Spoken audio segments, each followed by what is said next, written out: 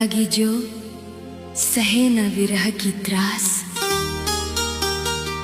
कहे लक्ष्मण दास यह व्यथा, सुनो राम के दास। छूट रहा है साथ अब, टूटे सांसों की डोर। राम चले निज लोक को, छाया तम चहुं ओर।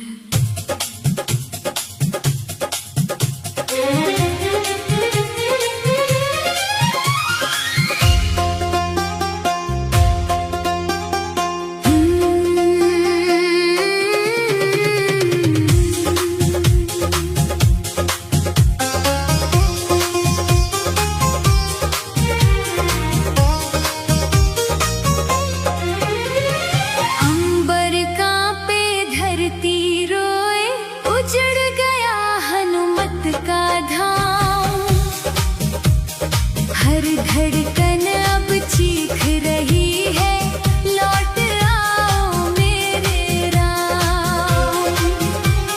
सरयू के तट पर छाई है आज उदासी भारी।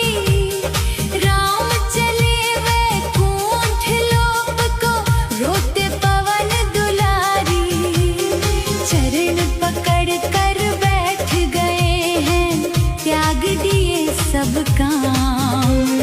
कैसे जिएंगे राम बिना हम, व्याकुल हो गए राम। अंबर कांपे धरती रोए, उजड़ गया हनुमत का धाम। हर धड़कन अब चीख रही है, लौट आओ मेरे राम।